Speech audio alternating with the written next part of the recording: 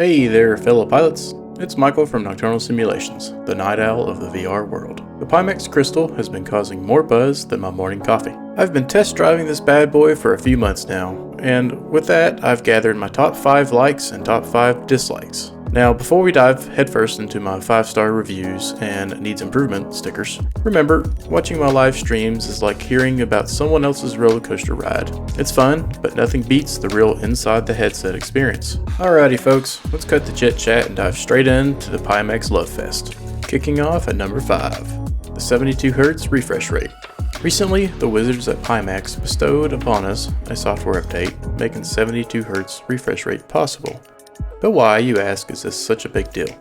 Allow me to paint a picture. Imagine you're a chef. Matching your FPS to the screen's refresh rate is like getting that perfect flip on a pancake. If you're flipping, or in our case, rendering, at a consistent 72 FPS, and your headset is jamming at 72 Hz alongside it, you're serving up some pixel-perfect pancakes every time. But mess with the rhythm, and you'll end up with some half-baked, possibly gooey creations. The same goes for frames. You ideally want the refresh rate to play nice with your average FPS. Like a duet where both performers know the tune. Why is that? If your frames are out of sync, it's like blending random ingredients. Result, a blurry mess. On the flip side, when you're in harmony, you get the crispiest images that'll make you say, "Mamma mia, that's good." Now, getting to 72 FPS in Microsoft Flight Simulator in VR might be a bit like asking me to run a marathon. Ambitious to say the least, but having the option, that's golden. And for other games where high FPS is just another day at the park, this feature is like the cherry on top of our gaming Sunday. So gear up and let's make every pixel count. Alrighty, at number 4, let's dive into the magical world of field of view. Now, while I may not be the most seasoned VR headset connoisseur, you could think of me as the guy who's tried a few wines but can't exactly tell a Bordeaux from a Merlot. I've got to hand it to the Pimax crystal for its dazzling views. Once you've settled into this headset, the edges vanish faster than my self-control around a chocolate cake. Remember the tunnel vision you'd get with other headsets or while piloting FPV drones? Pfft, gone. The crystal treats your eyes to a panoramic experience, boosting your situational awareness, especially when soaring in Microsoft Flight Simulator. Picture this, you're multitasking, adjusting a dial, or consulting a chart. But out of your peripheral vision, you can still enjoy the breathtaking vistas outside your airplane. It's like being able to nibble on a cheeseburger while still admiring the view from a mountaintop. In conclusion, it's a thumbs up from me. Being in the thick of action while still catching every detail, now that's what I call a game changer. All aboard the number 3 Express. We've got a trio of treats for you here. Head tracking, eye tracking, and a spicy comparison with Track IR, which, between me and you, I'm quite devoted to. First stop, eye tracking.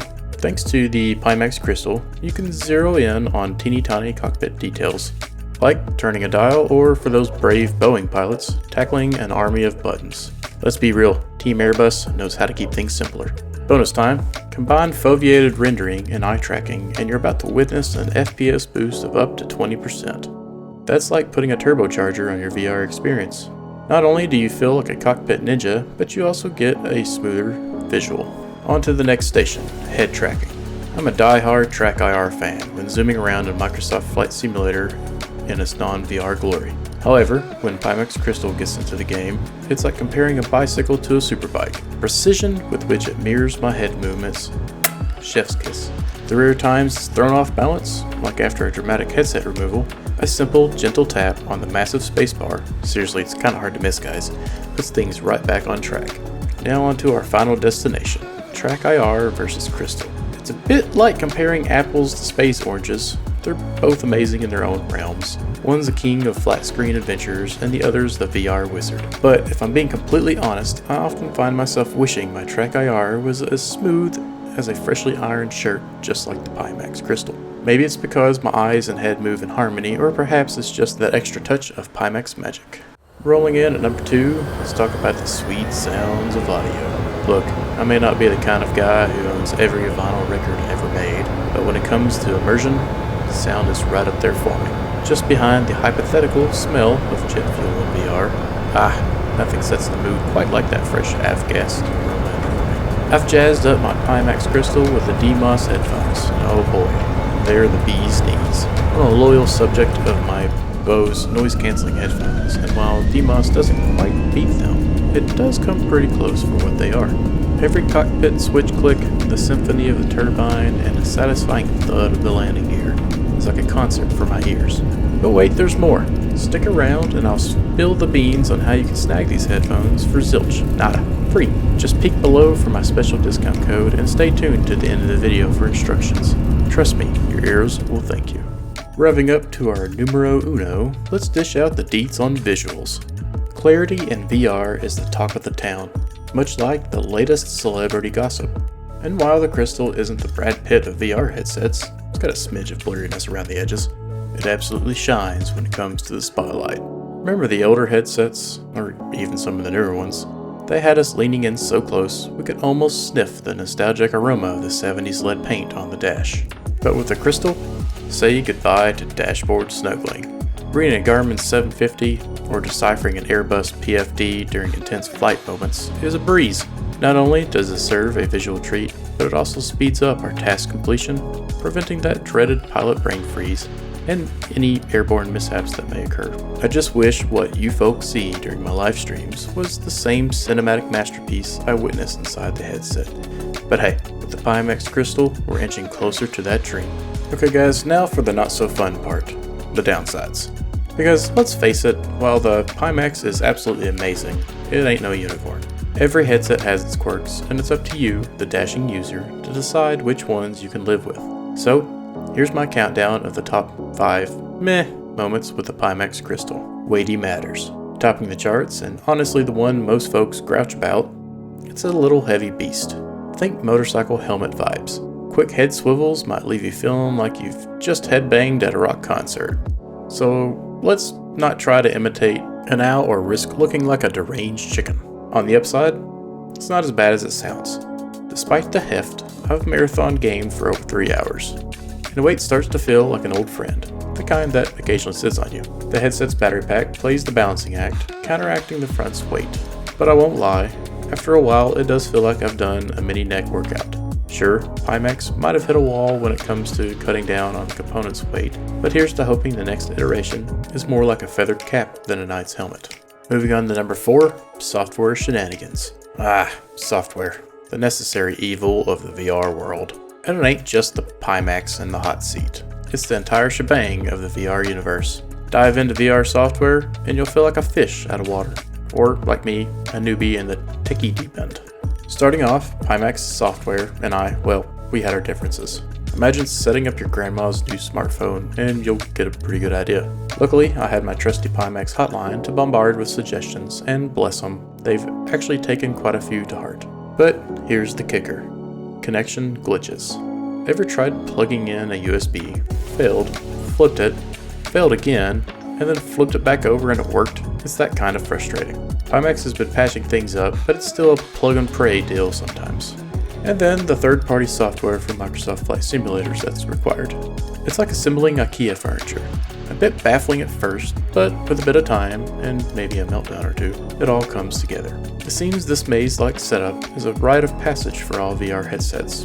But hey, once you're in the sim and wearing the headset, it's smoother sailing. Heading to number 3, Screen Shutdown Showdown. It's time to get screen savvy.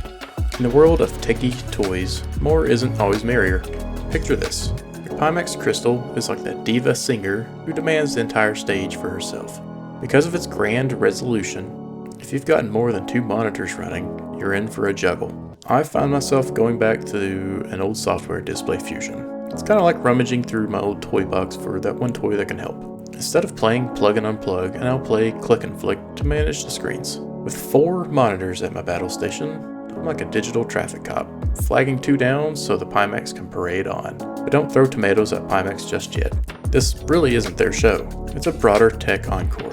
Even with my souped up 4090, I still have to juggle screens thanks to video card bandwidth limits. As VR headsets evolve, I reckon we're in for more of these strange stage management dilemmas. Onwards to number 2, foggy forecast with a chance of sweat. Rolling into our next gripe, the misty realm of lens fogging. The Pimax Crystal offers a visual feast, when it's not turning into a steam room, that is. At startup, I kinda get why my lenses might resemble a foggy morning till the tech heats up. But when I'm deep into a session and suddenly I'm navigating through the mist of Avalon, not cool.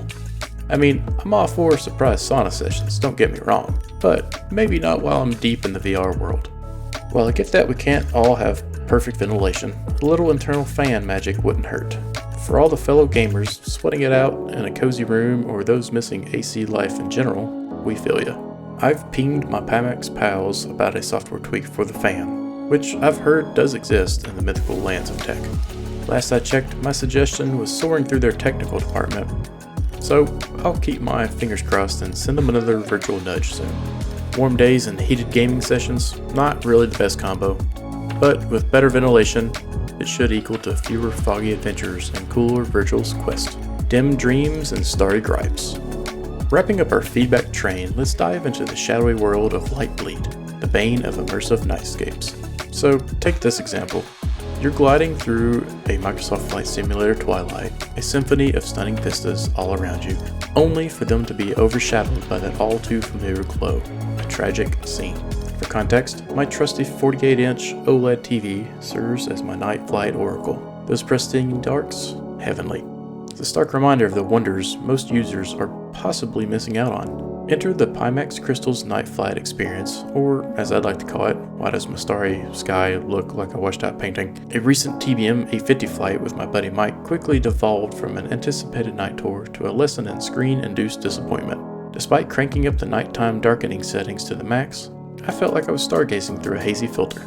Now, I know this might sound like the rantings of a pixel perfectionist, but this is more than just nitpicking. This pesky Light Bleed issue isn't exclusive to the Crystal. It's a reoccurring ghost haunting many screens of today. And while I understand that finding the balance between screen brightness and local dimming is challenging, given Pimax's premium price point, a slice of that OLED magic doesn't feel like too much to ask. After all, isn't the aim of VR to immerse us fully? So here's to hoping for darker, clear skies in the future. Alright legends, before you dash off, lean in a little closer. I've got some sparkling news for anyone eyeing that Pimax Crystal. Planning to add it to your tech arsenal? Why not enjoy a little treat on the side and save some cash while you're at it? Here's the scoop. From today until the witching hour of October 30th, 2023, I've secured a magic spell, or more accurately, a discount code. Check it out down below in the description to grant you a free accessory worth up to $199. Oh, and did I mention an additional $20 off? Just remember to name drop one of the 3 mystery items in your order's description. They're listed right here in front of you, and voila, savings unlocked. But hey, why stop there? If you're diving into the world of VR, perhaps you might need prescription lenses. Check out VR Rocks lenses via the affiliate link below. Your eyes will thank you. And last but not least, if you've enjoyed this content and fancy supporting this channel and our amazing community, the Buy Me a Coffee link below is your ticket. Every bit helps, and it keeps me fueled and ready to bring you more of the good stuff. With that guys, cheers and happy flying.